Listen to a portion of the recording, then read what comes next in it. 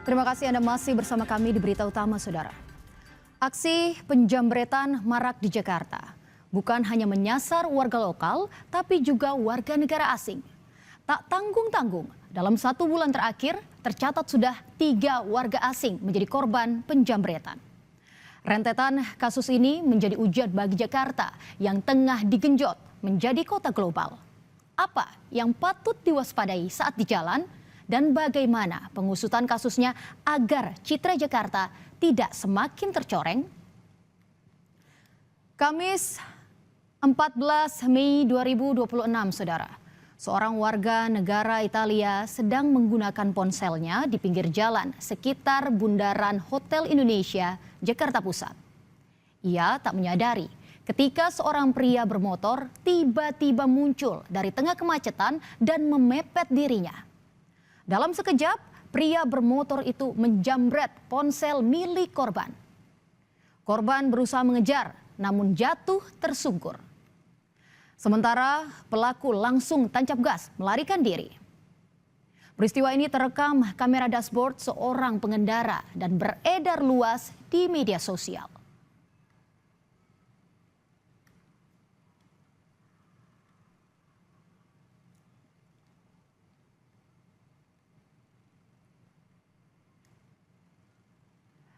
Saudara, polisi memburu pelaku jambret warga negara asing yang belakangan diketahui warga negara Italia sedang memesan taksi online dan menunggu kendaraan di pinggir jalan.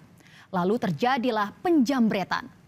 Seorang anggota Satpol PP yang sedang menertibkan ojek online di sekitar lokasi penjambretan menyatakan tidak menyadari ada kejadian tersebut sebab korban tidak melapor atau berteriak.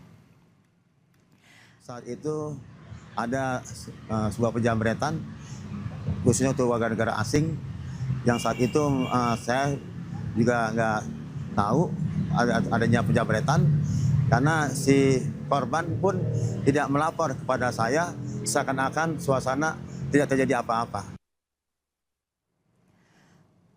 Setelah sempat viral di media sosial, tim Polsek Metro Menteng bergerak memburu pelaku jambret. Polisi menelusuri rekaman CCTV di sepanjang jalur yang dilewati pelaku. Polisi juga meminta keterangan warga negara Italia korban penjambretan KD Martori Lorenza. Barang yang dirampas adalah 1 unit ponsel. Barang yang hilang yang dijambret pada saat itu ialah 1 unit handphone genggam merek Motorola Edge 60 Pro warna orange. Kita bersama-sama melaksanakan penyelidikan terhadap kasus ini dengan melaksanakan koordinasi antara instansi yang ada. Ya, koordinasinya itu untuk mengambil CCTV yang ada di TKP dan pengembangan lain.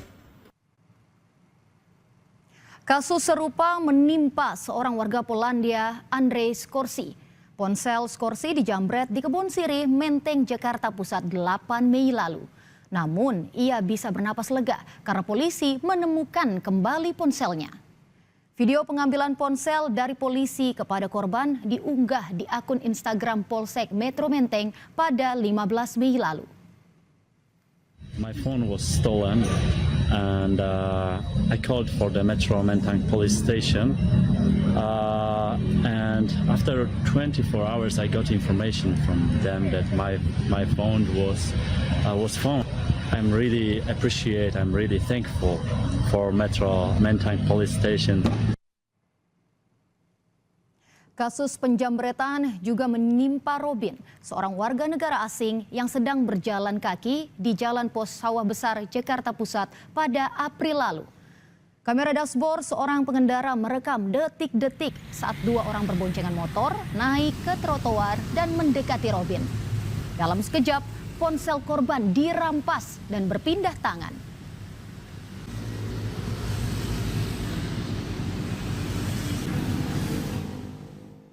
Saat dijambret, Saudara, korban sedang bersiap menyeberang jalan sambil memegang ponselnya. Korban berusaha mengejar, namun pelaku langsung melarikan diri. Korban mengaku syok dan tak menyangka menjadi sasaran jambret.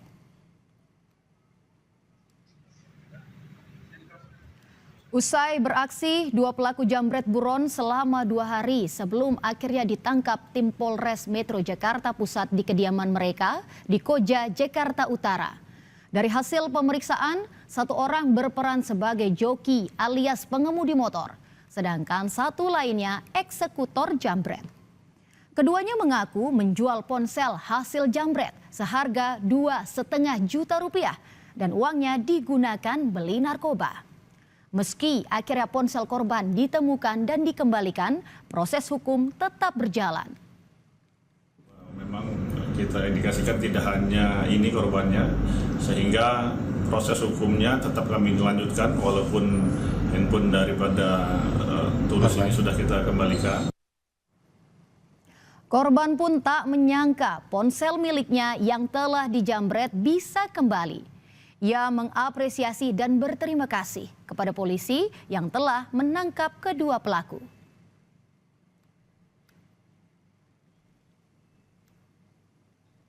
Police did great work, they did all they can, and yeah, I'm really happy because I have all my stuff back, and I'm very thankful for the work. Thank you. Menanggapi kejahatan jambret dan begal yang kian marak, Polda Metro Jaya menyatakan telah membentuk tim pemburu begal di wilayah Jakarta. Tim beroperasi selama 24 jam di titik-titik rawan jambret dan begal. Selain itu, polisi juga memanfaatkan media sosial untuk respon cepat.